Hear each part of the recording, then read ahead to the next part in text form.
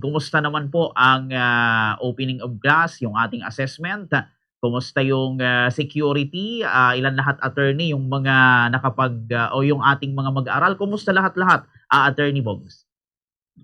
So far, Bombokier, ang pagbubukas ng klase kahapon dito sa provincial, sa DepEd Camarines Sur, ay maayos naman at ligtas at tayo ay nagpapasalamat. Do tayo naman ay nalulungkot dahil marami sa ating mga paaralan, lalo sa Mindanao, ay tinamaan ng matinding lindol at tayo ay nalulungkot doon. Pero sa kabuuan naman, Bubukier, ay naging maayos ang pagbubukas ng klase dito po sa lalawigan ng Camarines Sur. Nakita naman po natin, lalo sa monitoring ng ating po mga opisyal, ang maayos na pagpapatupad ng peace and order. Nakita din po natin ang koordinasyon, kooperasyon ng ating mga lokal na pamahalaan mula sa barangay sa pagbibigay ng mga tanod, ng assistance ng mga tanod at syempre ng ating PNP. Opo, iyon. Eto attorney, malaman ko sa inyong data, gaano ba karami attorney yung ating mga enrolled na estudyante? And until now ba attorney, may mga nagpapa-enroll pa rin, Attorney Bogs? Yes, yung ating yung ating enrollment na nasa kalahating milyon ng ating pong mula kinder hanggang grade 12, kasama na din po ang nasa alternative learning system po natin. At ngayon, Bombokier, patuloy pa rin tayong tumatanggap ng mga enrollees, lalo-lalo na yung ating mga first time na mga estudyante katulad ng mga kinder, maging yung mga grade 1, grade 7 at saka grade 11. Yung kasi ang Bombokier na mga dati ng mga naka-enroll ay mayroon tayong tinatawag na automatic enrollments sa mga pampublikong paaralan. So bilang na po talaga sila.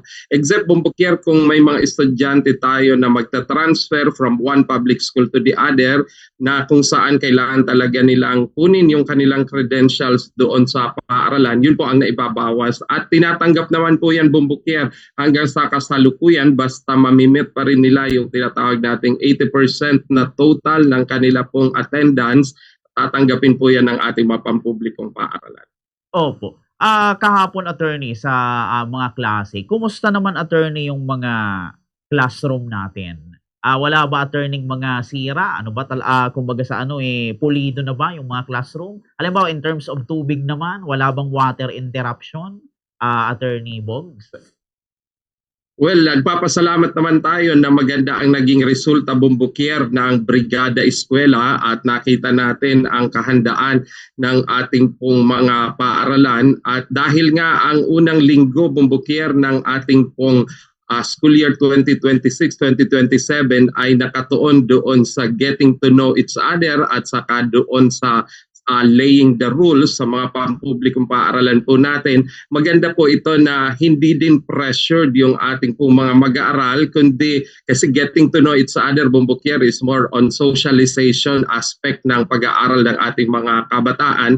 Kaya mas maganda na mayroong time sila para malaman, makilala ang bawat isa. At ganun din syempre, Bombokier, sa ating po mga guro. Hindi kasi, nung dati kasing school year, Bombokier, ang unang araw ay dapat unang competency na yan ng pagtuturo. Pero sa kasalukuyan, sa bagong term natin na tinatawag yung 3-term calendar natin, yan po ang nakalatag, getting to know each other. Kaya malaking pasalamat din yon na naihahanda natin ang social aspect ng ating mga mag-aaral na hindi na katulad nung bahay ang palagi nilang makikita kasi Bombokier sa ngayon. Pupunta na sila sa paaralan, mamimit nila iba-ibang klaseng pag-uugali at syempre yung kanilang mga guro na maaring bago naman sa kasalukuyan. So malaking pagkakataon na maihayag nila ang kanilang mga sarili sa mga bago nilang kaklase at maging din sa mga guro, hindi rin sila pressure, Bombokier, na unang araw imbes na mag-lay ng mga rule ay talaga nagtuturo na. Ngayon meron silang pagkakataon until Friday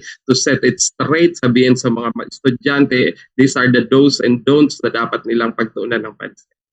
Opo. May mga paaralan ba tayo, attorney, na yun nga, dahil sa sobrang dami ng mga mag-aaral, kumbaga dahil walang available na classroom sa pabilyon nagklase, mga gano'n, sa ng puno nagklase. May mga gano'n ba dito, attorney, na paaralan, Attorney Bogs?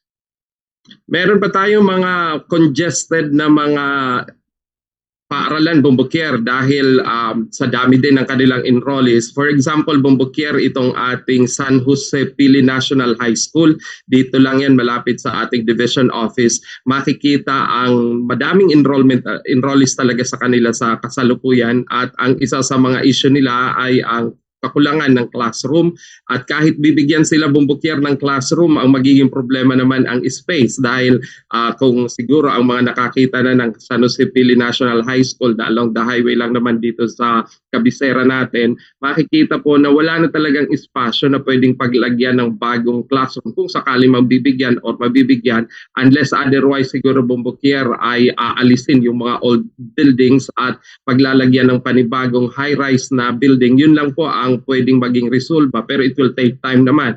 Kaya ang resulta, Bombokier, ang ating mga paaralan na congested, katulad din, Bombokier, sa Buhi, yung Buhi High School, ganoon din ang kanilang kalagayan, wala na rin silang wala ring mga sapat na classroom para i-accommodate yung madaming estudyante. Ang pwedeng gawin pa rin, Bombokier, ng ating mga paaralan ay sagawa ng tinatawag natin na shifting of classes, para nang sa ganun ay maibsan yung congestion ng mga classroom po natin. So pwedeng meron yung pang umaga at meron pang hapon as a way of addressing the need. Or yung mga paaralan naman, Bombokier, na kulang talaga sa classroom pero merong mga alternatibo like si covered court, ginagamit naman sila for the meantime. Tinatawag naman natin yung, Bombokier, na temporary learning spaces para lang maisagawa yung ating katuto ng ating mga estudyante. Pero syempre, lagi pa rin natin na iniisip yung kapakanan ng mga mag-aaral na maisagawa talaga natin ng maayos. At yun yung ilang mga concern, Bombokier, pag kulang sa classroom, either mag-shifting o di kaya gumamit po ng mga TLS, at yun naman po ay in-address ng ating mga paaralan. Opo. Wala naman, attorney, nagrereklamo ng mga magulang na bakit anya ganun. First day of school dito kami nag-aral sa ay pumasok yung anak ko sa sa pavilion or kung saan man, Attorney Bogs. Wala namang ganun, attorney. Nakita naman, Bombokier, ng ating mga kamagulangan ang excitement ng ating pong mga mag-aaral, and nakita din yung kahandaan ng ating mga paaralan. So far, sa kasalukuyan, Bombokier, wala naman tayong nakuha or mga nakaabot na mga reklamo patungkol sa concern na iyan. At tayo naman ay nagpapasalamat sa ating mga magulang sa kooperasyon mula nung Brigada Eskwela hanggang sa pagbubukas ng klase, na andyan sila po para sa ating mga estudyante. Opo. Ano lang, attorney, yung kino-consider nyo siguro, attorney, na hamon sa atin, sa DepEd, when it comes dito nga po sa pagbubukas ng klase ng mga mag-aaral, Attorney Bogs? Well, isa sa mga hamon sa atin ngayon, Bombokier, dahil bago pa yung meron tayo ngayon kasing grade 6 na bago o revised ang curriculum, Bombokier, yung grade 9 saka yung grade 10. Tapos yung senior high school, meron din tayong strengthened senior high school curriculum.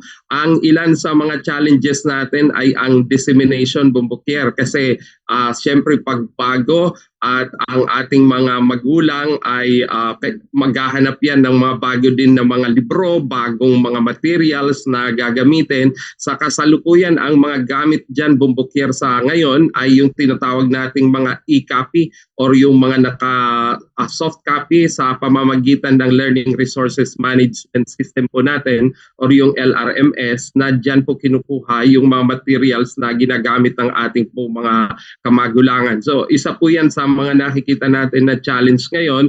Ang ibang mga supplies natin ay nasa e-copy pa at wala pa tayong hard copy na pwedeng i-distribute sa ating pong mga mag-aaral. Pero yung e-copy ay available naman, kaya kinakailangan din na ang ating mga estudyante at mga guro ay magrehistro sa online system ng learning management po upang sa ganun ay ma-access itong mga materials na ginagamit natin. And of course, syempre, Bombokier, ang challenge doon sa mga may problema sa connection ng internet o kaya yung signal ng komunikasyon.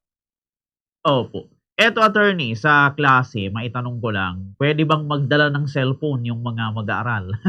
Attorney Bogs. Ayan, very challenging actually ang question na yan, Bombokier, ngayon, kasi alam naman natin na ang paggamit ng cellphone ay sa makabagong panahon talagang gamit na gamit ang cellphone, both ng estudyante at saka po ng ating mga mag-aaral. Pero ang Department of Education din, Bumukir, ay nagpalabas ng DepEd Order number 6 series of 2026 on the safety of our learners, at sinasabi doon na ang paggamit ng cellphone ay ipinagbabawal sa mga guro at sa mga mag-aaral sa panahon ng klase. So ibig sabihin noon, Bumbukier, hindi dapat gumagamit ng cellphone ang mga mag-aaral, at pwede yun i-confiscate ng paaralan kasi doon din sa DepEd order na yon ay mayroong confiscation slip na pwedeng kunin muna at hindi naman yun kinakailangan. Pero hindi naman po yun absolute na prohibited ang paggamit ng cellphone. Meron doon dalawang pagkakataon na pwedeng gamit yung cellphone, Bumbukier, ng ating pong mga mag-aaral at ng ating teacher. Una, kung gagamitin ito sa teaching and learning process, ibig sabihin bahagi siya ng pagtuturo. So ang mangyayari, ang paggamit ng cellphone, Bumbukier, ay assisted o kaya ay merong guro talaga na tumitingin, gumagabay para gamitin ng mga mag-aaral yung kanilang cellphone. At pangalawa, in case of emergency, pwede din pong gamitin yung cellphone ng mga estudyante at saka ng guro. So yun yung dalawang pagkakataon, Bumbukier, na pwedeng gamitin ang cellphone. So not totally ay bawal, pero may exemption naman na dalawa. Okay po, yun. Very well said, attorney. At ito po, attorney, total nabanggit nyo na rin po kanina yung about sa lindol nga po dyan sa Mindanao. Sa atin naman, attorney, sa DepEd, just in case magkaroon ng lindol, pero huwag naman sana dito sa Naga or sa Kamsur, ano, attorney, yung mga paghahanda natin dyan, attorney Bogs? Well, prior, Bumbukier, sa lindol sa Mindanao, nagkaroon tayo ng lindol dito sa malapit sa atin sa May Albay a day before the Mindanao earthquake, at nakita natin ang epekto talaga nito. Ang sa Department of Education, continuous po itong ini-integrate natin sa mga lesson ang kahandaan sa pamamagitan. Meron tayo, Bumbukier, yung quarterly na pag-conduct ng earthquake and other emergency drill sa mga pampublikong paaralan at mga opisina. At syempre yung patuloy na pagbibigay nitong importansya sa mga lesson na dapat ma-integrate talaga ng ating mga kaguruan sa pang-araw-araw na pagtuturo yung kahandaan, lalo very recently meron tayo nangyaring earthquake. So yun po ang pinakapaghahanda ng department na hindi lang ituro, Bumbukier, kundi magkaroon din ng actual conduct sa pamamagitan ng mga drills, ito pong mga estudyante natin. Opo, ito, attorney, mga second to the last question na lang. Gaano pa karami, attorney, sa ngayon yung mga nagpapa-enroll dito sa atin, sa mga paaralan na ating sakop, attorney Bogs? Ngayon, Bumbukier, manaka-naka na lang ang nagpapa-enroll na mga estudyante natin na ina-accommodate. Halos lahat naman na kasi, Bumbukier, ay nasa klase na. So, iilan na lang base sa ating monitoring ang nagpapatalang mga mag-aaral. Hindi na kasi katulad yan dati, Bumbukier, na talagang all magpapa-enroll uli. Ngayon, iilan na lang. Kung nagpa-early registration nga yan noong January 25, Bumbukier, ay nailista na yan. So, hindi na rin sila kailangan pang itala sa panahon ng klase na talaga. Yan na lang talaga, Bumbukier, yung talagang late na enrollees natin o di kaya ay transferee, yun na lang ang i-accommodate. Kaya kakaunti naman na, Bumbukier. Opo. Kumusta pala, attorney, itong 3-term school calendar natin na in-implement? Ano ang reaksyon ng mga estudyante, mga teacher, attorney Bogs? Sunod-sunod halos, Bumbukier, yung ilinabas natin na mga DepEd orders patungkol dito sa 3-term calendar natin. Dito kasi sa 3-term calendar, kailangan mag-adjust, Bumbukier, una ng pagmamarka. Kaya kinakailangan na maglabas din ang Department of Education ng grading system na bago. So meron tayong bagong grading system na aabangan, Bumbukier, sa mga paaralan, and kailangan din na i-adjust yung pagbibigay ng award per DepEd Order 36 Series 2016. Kailangan din yun ma-adjust dahil may bago din tayong computation ng marka na dati ay naka-anchor doon sa DepEd Order number 8 series of 2015. So with these changes, ang ating pong pakiusap sa mga magulang na kung maaari pag nagpatawag ng meeting ang ating pong mga paaralan ay makiisa po tayo mag-attend upang sa ganun ay malaman ang mga pagbabagong ito. Dahil baka magtaka sila Bumbugyer kung dati honor student yung anak nila ay bigla ay hindi na. So meron kasi Bumbugyer na mga suggestion yung EDCOM na kung saan ay kinakailangan na tumalima ng Department of Education base na rin doon. Kaya yung dati Bumbugyer na 62 na mababang marka nagiging 75, ngayon ay nasa 70 na Bumbugyer at ang lalabas doon ay 75 na sa marka. So kinakailangan na umattend ang ating mga magulang upang pag nag-disseminate nito Bumbugyer ay talagang nandyan sila. And of course, meron na rin tayong inintroduce na ilaw framework Bumbugyer sa mga guro naman yan na paghahanda ng kanilang mga ituturo, yung lesson planning Bumbugyer. So meron tayong ilaw format sa kasalukuyan na gagamitin ang ating mga guro para po dyan sa paghahanda nila ng kanilang mga mga lessons sa araw-araw. So these are part of the 3-term calendar. Dapat ay magiging bukas po sana tayo, pakiusap natin sa ating mga tagapakinig na sa mga pagbabagong ito, ang nais lang naman natin ay maitaas ang antas ng pag-aaral ng ating mga estudyante. Opo. Yun. Ito, attorney, bago tayo magtapos, ano ang inyong pinal na mensahe, panawagan, mensahe sa atin pong mga magulang, teacher, or even student ngayong nagpapatuloy na po itong pasukan, especially yung mga gusto pang humabol na magpa-enroll, Attorney Bogs? Yes, Bumbugyer, maraming salamat muli sa pagkakataong ito. Ang Department of Education at ang mga paaralan po nito dito po sa SDO Camarines Sur ay bukas pa din para sa ating mga mag-aaral na nais na magpatala. At ang ating po palaging pakiusap na sana lahat ng bata na nasa edad ng pag-aaral ay nasa mga paaralan. Huwag po nating ipagkait sa kanila ang pagkakataon at karapatan na matuto ng ating pong basic reading, at least ng reading, writing at ng arithmetic upang sa ganon ay magamit nila ito sa kanilang pakikibaka sa buhay. Ang pag-aaral naman ay walang pinipili na ngayon Bumbugyer na edad para doon sa mga overage na at nahihiya ng pumasok sa formal schools. Meron naman po tayong mga alternative learning system sa mga barangay na pwede nyo pong puntahan at makapag-aral. At doon naman po sa ating mga mag-aaral na merong mga special needs, yung tinatawag nating children or learners with special needs. Huwag po kayong mag-alala, ang mga paaralan po natin ay inclusive at patuloy na tumatanggap anuman po ang status buhay. Huwag po tayong maiyang magtanong at lumapit sa pinakamalapit na pampublikong paaralan sa inyo upang sa ganun kayo ay magabayan sa inyong pagpapatala. Maraming salamat, Bumbugyer.